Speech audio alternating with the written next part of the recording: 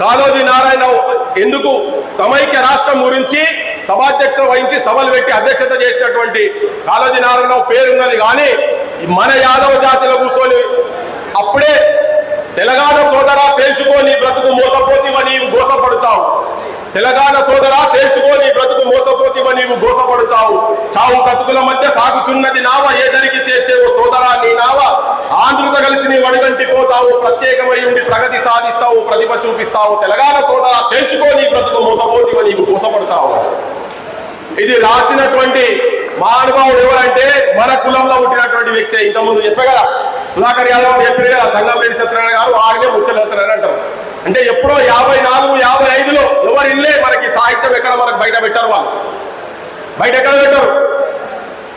భాష ఒకటి ఉంటేమి బ్రతుకు ఒకటి ఉండాలి, భాష ఒకటి ఉంటేమి బ్రతుకు ఒకటి ఉండాలి. గోంగూర పచ్చడిని కోరపోయి మన జీవకాళ్ళు చెప్పులు లేక కదలపోయి అడుగైన నిండు దుస్తులు లేక ఉండలేపోయి మనము తెలంగాణ సోదరా తేల్చుకో నీ బ్రతుకు మోసపోతివా నీవు గోసపడతావు అని 54, 55 రాసిండు. నువ్వు మోసపోతే గోసపడతావు, మనం కలవద్దు, ఆంధ్రతో కలవద్దని ఇయ్యాలటికి ఆయన అప్పుడు ఏదైతే చెప్పిండో పొగ్గు ఇనుముల గనులు పుష్కలం ముగ్గగలవు తెలంగాణ సీమలో వెలుగులో రత్నాలు అభివృద్ధికి ఇచ్చడంతో అవకాశం ఉన్నదో అందుకే ఆంధ్రులకు ఆశ మిండైపాయని. ఎన్నెన్నో వాయిదాలు ఎనలేని హామీలు అడగకున్నా మనకు ఆంధ్రులు ఇస్తున్నారు, చేతికొచ్చేదాకా చేస్తారు దండాలు, చివరి నీ చేతికి చిప్ప వేయిస్తారు అని ఆందోళన పాలనలో మన చేతిలో చిప్ప పెడతారని చెప్పని మనకు అర్థమై కొట్టాడేటందుకు 50 ఏళ్లకు పైన పట్టింది. ఆఖరికి నీకు నాకు పొసగదని చెప్పినట్టు పొసగదు ఎప్పటికైనా కానీ నువ్వు ఇక్కడి నుంచి వెళ్ళిపోవాల్సిందే, మేము మీకు విడిపోవాల్సిందని చెప్పినటువంటి ద్రష్ట తొలి కోడి లెక్క కూసినటువంటి మొట్టమొదటి వ్యక్తి యాదవ కులంలో పుట్టినటువంటి సంగంరెడ్డి సత్యనారాయణ గారు అని చెప్పని మీకు అందరికీ మనవి చేస్తున్నాం.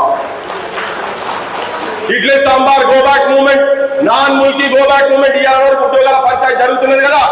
ఈ ప్రాంతం ఉద్యోగాలు ఈ ప్రాంతం ప్రజలకే కావాలని చెప్పి 1952లో గలమెత్తి కలం బట్టి కవితలు రాసి పాటలు పాడి ఊరూరులో విద్యార్థి యువకులను చైతన్యవంతులను చేసి పోరాటం చేసినటువంటి వ్యక్తి సంగంరెడ్డి సత్యనారాయణ గారు అని చెప్పి మీకు మనవి చేస్తున్నా. చరిత్ర మనది తక్కువేం లేదు అని చెప్తలేం, తెలియదు ఎవరికి తెలియదు. ఇలా మీకు ఇవన్నీ కూడా ఎందుకంటే ఒక స్ఫూర్తి రావాలి.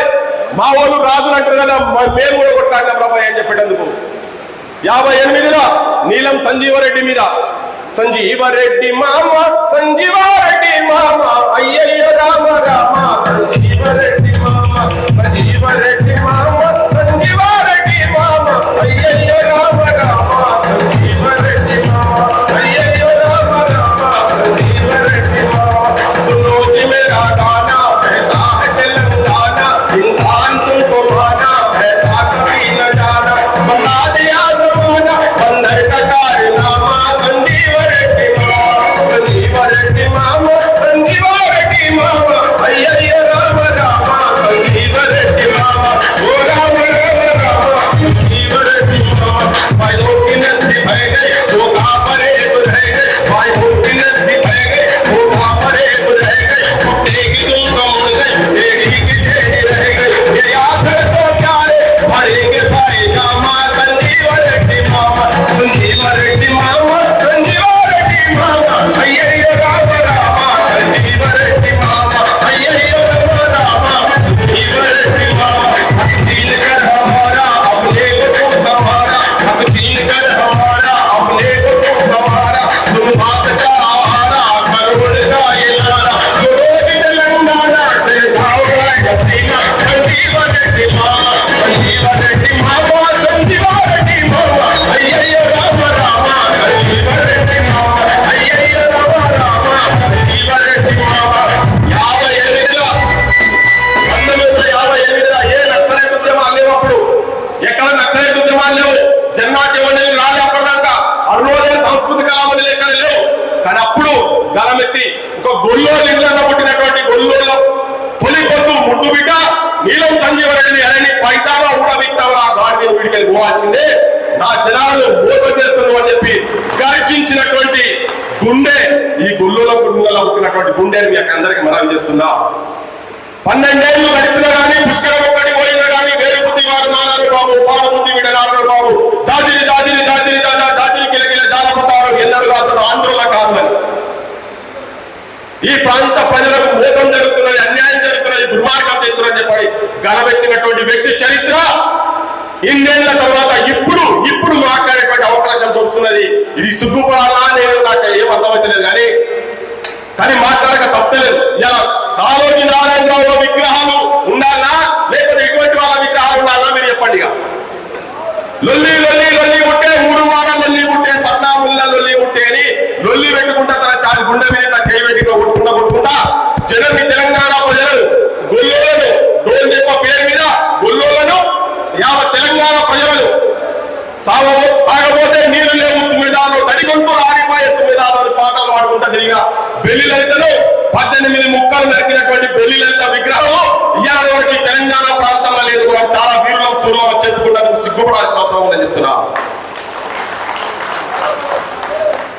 జోహార్ ముత్యాల సత్యనారాయణ గారికి, జోహార్ ముత్యాల సత్యనారాయణ గారికి, జోహార్ బడ్డి కమలయ్య గారికి, జోహార్ బడ్డి కమలయ్య గారికి, జోహార్ బెల్లి లలిత గారికి, జోహార్ బెల్లి లలిత గారికి. యాదవ సంఘం నిజంగా కూడా ఇంకా భవిష్యత్తు సభ జరిగితే ఇటువంటి చరిత్ర ఇటువంటి చాలా నేను తెలంగాణ చెప్పగలుగుతా. వీళ్ళ ముగ్గురి గురించి తెలంగాణ చెప్పగలుగుతా. మీకు అంత టైం లేదు కానీ నేను చెప్తున్నా ఈ తెలంగాణ విముక్తిలో చచ్చిపోయినటువంటి వాళ్ళు కూడా ఈ నల్గొండ సూర్యాపేటకు సంబంధించినటువంటి సాయి యూనివర్సిటీలో టాపర్ పిల్లవాడు ఉరేసుకొని చచ్చిపోయాడు.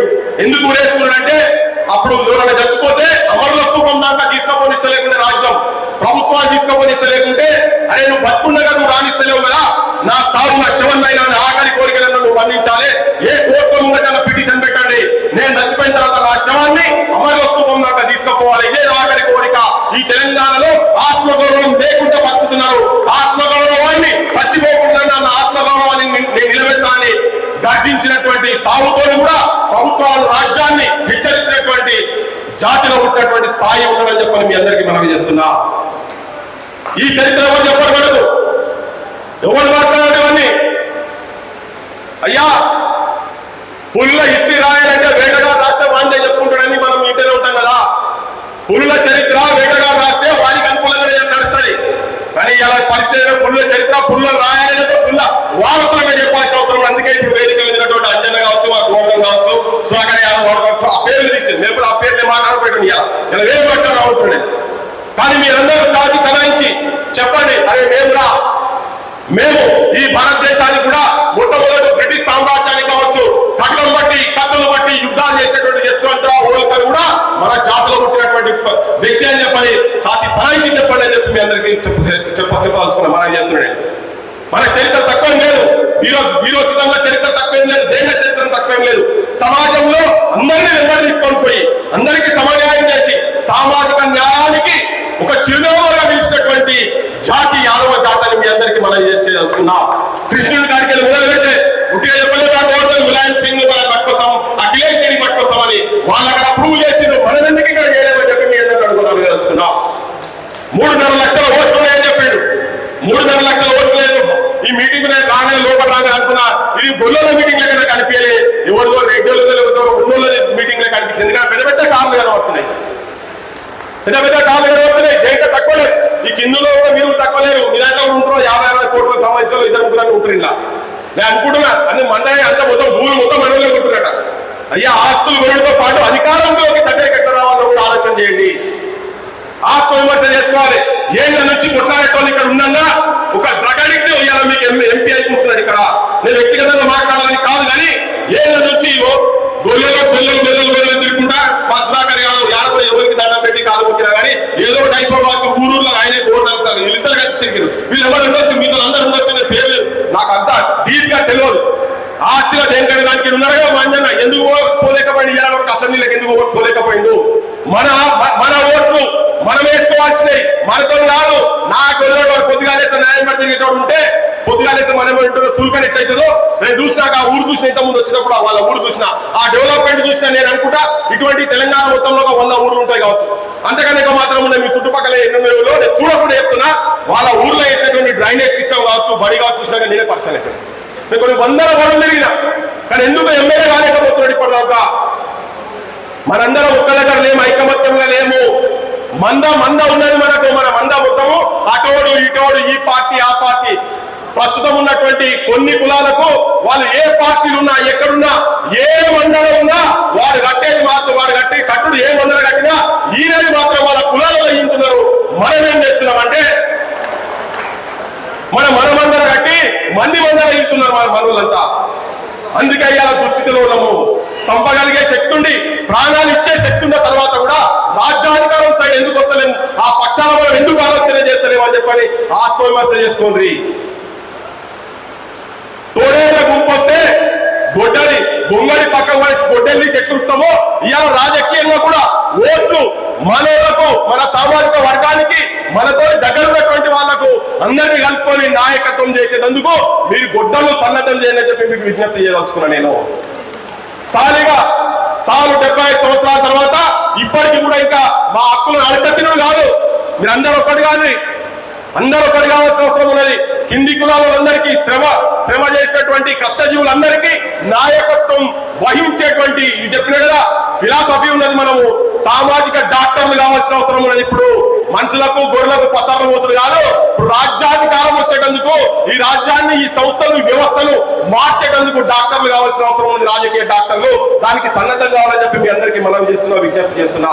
కొట్లాడే శక్తి గురించి చెప్పిన, విజ్ఞానం గురించి చెప్పిన, తెలంగాణ అస్తిత్వం గురించి చెప్పిన, త్యాగం గురించి చెప్పిన చిన్న పదాలలో చెప్పొచ్చు నేను. కానీ నేను అర్థం చాలా పెద్దగా వచ్చాడు మీ అందరికి చెప్పిన. అందరూ కూడా సన్నద్ధం కావాలి. కొంత దాకా మన ఇంట్లో కూడా ఉంటారు.